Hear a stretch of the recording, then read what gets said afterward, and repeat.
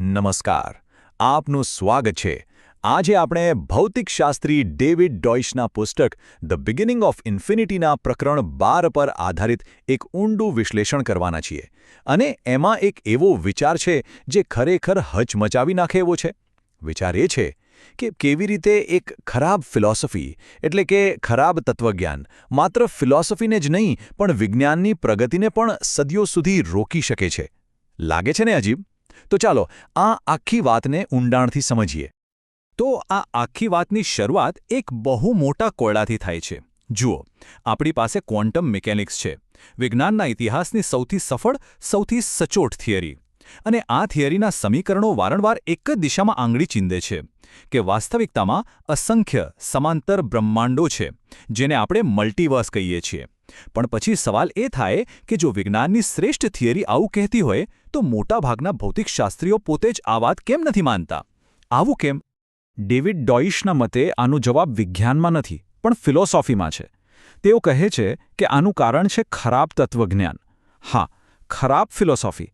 એક એવો વૈચારિક રોગ જેણે ભૌતિકશાસ્ત્રીઓને એમની જ થિયરીના સૌથી તાર્કિક પરિણામને સ્વીકારતા રોકી દીધા છે. તો પછી આ ખરાબ તત્વજ્ઞાન આવ્યું ક્યાંથી? એને સમજવા માટે ચાલો થોડું સમયમાં પાછા જઈએ. 1920ના દાયકામાં. એ એક એવો સમય હતો જ્યારે ભૌતિકશાસ્ત્રની દુનિયામાં એક મોટી ક્રાંતિ થઈ રહી હતી.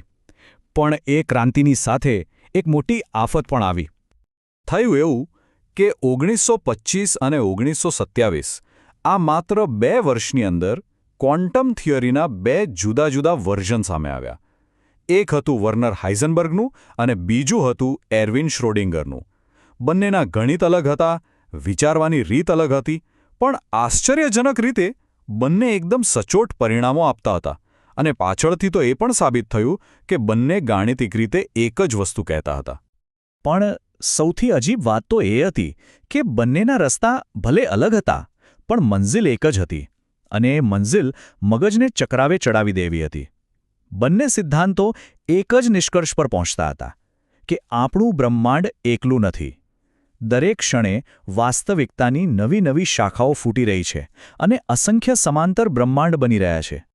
હવે આટલો મોટો અને અકલ્પનીય વિચાર જ્યારે સામે આવ્યો ત્યારે એનો સામનો કરવાને બદલે મોટાભાગના ભૌતિકશાસ્ત્રીઓએ એક સહેલો રસ્તો અપનાવ્યો. તેમણે ઇન્સ્ટ્રુમેન્ટલિઝમ નામની ફિલોસોફીનો સહારો લીધો. એટલે કે એમનું કહેવું હતું, અરે ભાઈ, જો સમીકરણો કામ કરે છે, જો પરિણામો સાચા આવે છે, તો પછી એની પાછળની વાસ્તવિકતા શું છે એની ચિંતા શું કામ કરવી? બસ ચૂપ રહો અને ગણતરી કરતા રહો. આ ચૂપ રહો અને ગણતરી કરોવાળા વલણમાંથી જન્મ થયો કોપેનહેગન ઇન્ટરપ્રિટેશનનો, જેના મુખ્ય પ્રણેતા હતા નીલ્સ બોહર. આ અર્થઘટન એટલું વિચિત્ર હતું કે એણે કહ્યું કે જ્યાં સુધી આપણે કોઈ વસ્તુને માપીએ નહીં, ત્યાં સુધી એનું કોઈ વાસ્તવિક અસ્તિત્વ જ નથી. એણે કણ-તરંગ દ્વૈતતા જેવા ગૂંચવણભર્યા શબ્દો વાપરીને ઊંડા સવાલો પૂછવા પર જ જાણે પ્રતિબંધ મૂકી દીધો. મૂળભૂત રીતે એ સમજૂતી આપવાને બદલે સમજૂતીની જરૂરિયાતને જ નકારતું હતું.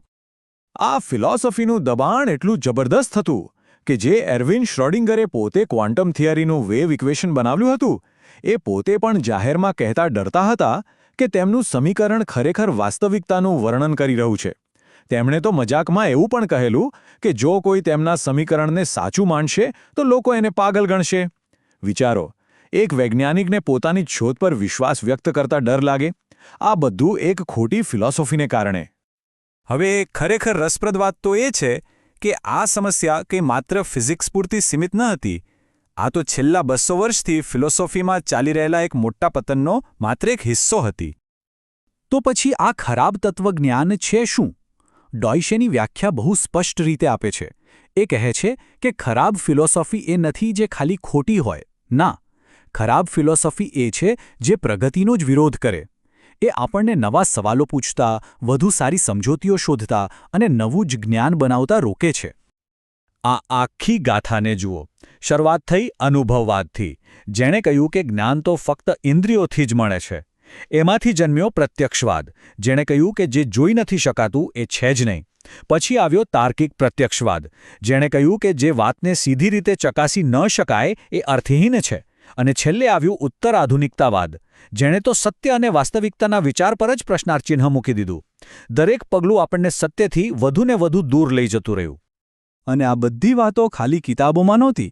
એના વાસ્તવિક દુનિયામાં બહુ દુઃખદ પરિણામો આવ્યા. જેમ કે અર્ન્સ્ટ માર્ક, જે એક ખૂબ પ્રભાવશાળી ભૌતિકશાસ્ત્રી અને ફિલોસોફર હતા, તેમણે પરમાણુઓ એટલે કે એટમ્સના અસ્તિત્વને માનવાનો જ ઇનકાર કરી દીધો. કારણ કે એમને કોઈ પોતાની આંખે જ જોઈ નહોતું શકતું. અને આ ખોટી જીદનો શિકાર બન્યા એક મહાન વૈજ્ઞાનિક લુડવિગ બોલ્ટ્ઝમેન. બોલ્ટ્ઝમેનને એટમની થિયરીના આધારે ભૌતિકશાસ્ત્રમાં ક્રાંતિકારી કામ કર્યું હતું. પણ માર્ક અને એમના જેવા બીજા ફિલોસોફર્સે એમની એટલી બધી ટીકા કરી, એમને એટલા હેરાન કર્યા કે બોલ્ટ્ઝમેન ડિપ્રેશનમાં આવી ગયા અને આખરે એમણે આત્મહત્યા કરી લીધી. એક ખરાબ ફિલોસોફીએ એક મહાન વૈજ્ઞાનિકનો જીવ લઈ લીધો. તો આ બધાનો સાર શું છે?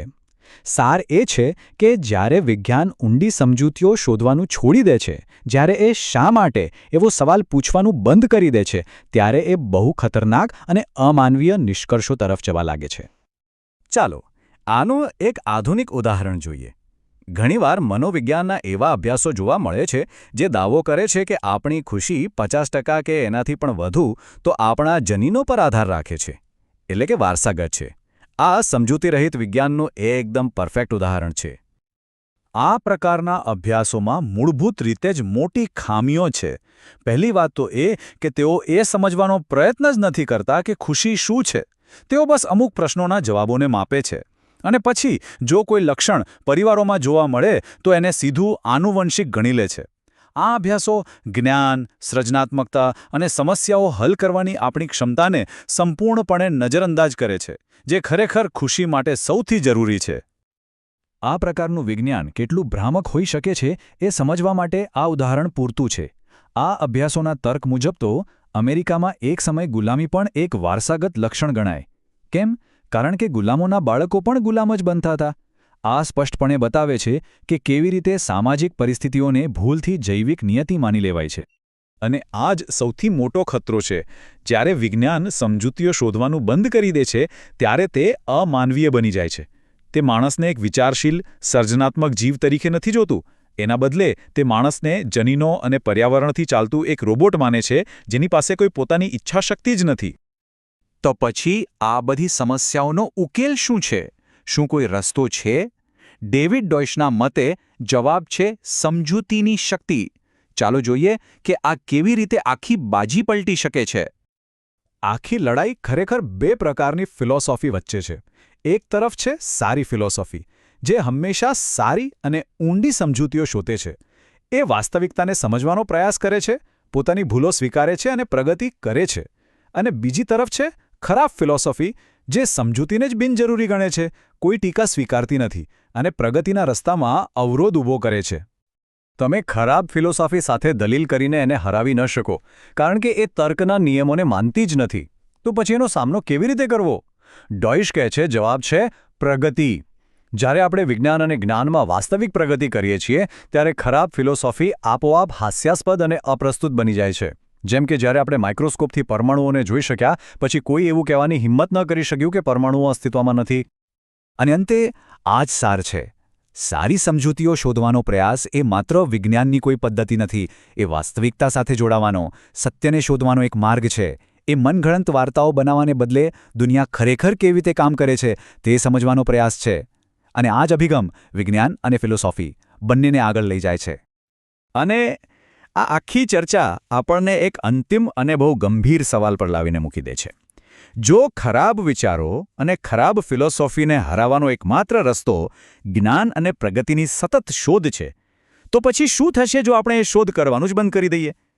આ પ્રશ્ન પર આપણે સૌએ વિચારવું જ રહ્યું.